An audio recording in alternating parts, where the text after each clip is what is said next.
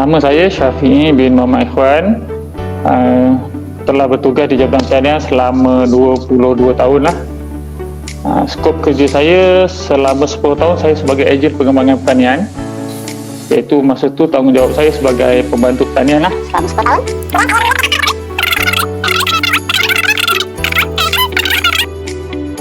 For the introduction, we are going to explain what is about natural farming and biofertilizer. As for informations, natural farming and biofertilizer are co-related. What is natural farming? Natural farming is a production method that uses natural resource from indigenous microorganisms, plant, animal-based fertilizer and environmental factors. Whereas for the biofertilizer are the substance containing a variety of microbes having the capacity to enhance plant nutrient based on the renewable energy sources. Soil management, indigenous microorganism, IMO preparation. IMO preparation contains 5 steps. Step 1, IMO 1. The rust is filled into container and covered with a paper. Place the container under a bamboo tree for 2 until 3 days until the rust become moldy. Step 2 is IMO 2. Mix IMO 1 with a brown sugar using a 1:1 ratio and store the mixture in a plastic jar and cover with a paper for 5 days. Next step is IMO 3. Mix 1 gm of IMO 2, 10 kg of bran and 2 liters of rust washing water fermented for 3 days. Cover with a paper and leave for 3 until 5 nights. The result is known as IMO 3. Step 4 is IMO 4. Mix 1 part of IMO 3 with 1 part salt and water to get 65% moisture, then cover with a straw or sack or banana leaf and leave for 3 until 5 days. The result is known as IMO 4. And the last step is IMO 5.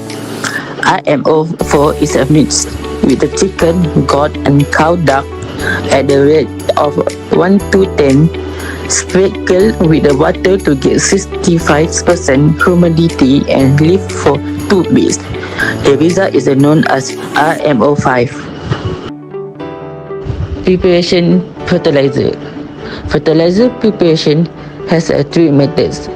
This method have the same preparation and use different main ingredient, namely fermented plant juice FPJ, which use vegetable, fermented fruit juice FFG, which use fruit, and fermented amino acid FAA, which use fish.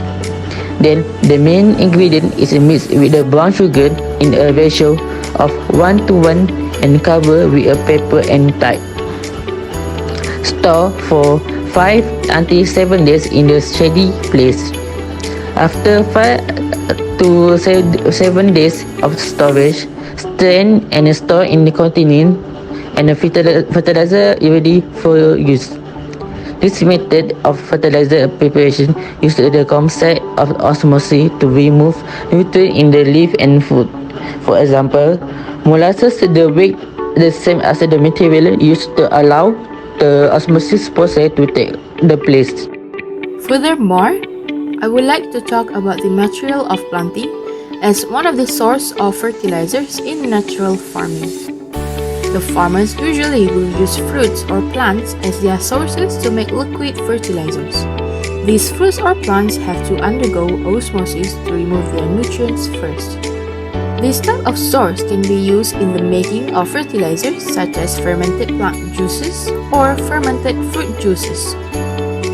This is because fruits and plants, as we know, are always high in nutrients and would be beneficial to use as fertilizers. As I talked about fermented plant juices just now, I would like to talk a little bit more about FPJ. FPJ is fermented extract of various types of plant saps and chlorophylls, such as banana stem since it contains many nutrients that are good for soil and plants. This solution is enzymatically rich in lactic acid producing bacteria like lactobacillus and yeast that can aid in the revitalization of plants. It can also boost soil and crop health. The second thing that I mentioned just now, which is fermented fruit juices, or FFJ. FFJ is a nutritional activation enzyme and is very effective to apply in natural farming since it can aid in improving the condition of the soil and the crops. FFJ can also increase the chance of the fruiting process of plants, and FFJ can be used as a foliar spray, which is a direct spray on leaves, and also indirect spray as well as to the soil where the microbiome gets fed. For FFJ, it is preferable to use overripe and sweet fruits, and most importantly, it is a non-citrus fruit like banana, since bananas are high in ferment in order to lessen the time of fermentation and necessary microorganisms that are already present in them. Next is decay material. Bone and eggshell need to dry it first to remove any excess residues. Bone is high in phosphorus and calcium, which is a necessary ingredient for plants to blossom and build strong roots, making it ideal for root crops like onion, garlic, and carrots. Suspension biofertilizer made from animal bones and supplemented with Bacillus megatherium bacteria have been developed. Biofertilizer derived from bones increase the weight of weak group left over while having no effect on soil pH. Calcium carbonate, which is also present in agricultural lime, is the main component of eggshells. Calcium can help in the regulation of soil acidity. Magnesium, phosphorus, and potassium are also found in eggshells. Calcium is required for plant growth. Calcium helps the development of a strong cellular structure in plants. Young plants with calcium insufficiency will have twisted or black patches on their leaves. Animal material fertilizer is a fertilizer that uses animal as a main ingredient. The farmer usually use fish as a source to make a fertilizer because fish can be obtained with a lower price. The example of animal material type of fertilizer is liquid fish amino acid, or known as FAA. FAA is a liquid fertilizer that are made from the fish. It is easy to be absorbed by the crop and contain a huge amount of nutrients such as a variable type of amino acid. It is also known as a cheap source of nitrogen since it containing high amount of nitrogen in it that can help in increasing the yield of product. Besides that, FAA also help in extending the harvest period of the crop. As you can see, this is the table about the element nutrients containing in biofertilizer that come from different sources. Using the huge amount of fertilizer and pesticide in farming activity can give an effect to the quality of the soil and killing the good microorganism. By using the organic fertilizer that containing molasses can help in providing food for the microorganism in the soil, since molasses are known as a quick source of energy to them. Molasses provide food for the healthy microbes in the soil and improve the bacterial health. Besides giving a good effect to the microorganism, molasses also allowing the plant to be more receptive to the fertilizer.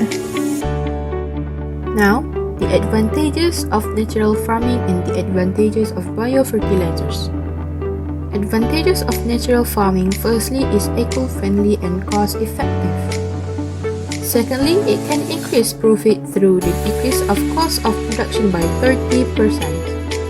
It can also increase the yield of production 4 to 6 times more than usual. And the last one, the ingredients that are safe to eat by using input that consists of fermentation products and extraction from plants and animals. Next, advantages of biofertilizers. First, eco-friendly. Second, act as a supplement to fertilizers and can elevate crop yield by 10 to 20%. Next, microbes in biofertilizers provide atmospheric nitrogen straight to plant. Last but not least, they help with the solubilization and mineralization of many other plants' nutrients such as phosphate. For the conclusion, based on the research, the application of biofertilizer is quite good due to its own marketable value that has high demands and a lot of advantages. We hope that the usage of biofertilizer among the farmers will keep increasing, especially in the application of soil management to enhance the soil nutrients. Farmers can apply the combinations of biofertilizer and chemical depending on conditions to get a good yield of product. Then, as we know that the biofertilizer comes from a natural process, so it takes a long time to make the biofertilizer. Hence, certain organizations can create a certain way to enhance the process of absorption and making the fertilizer. Last but not least, we would like to appreciate a special thank you to Encik Shafiq bin Muhammad Ikhwan, who has shared all the information based on his experience during handling the biofertilizer. That's all from us.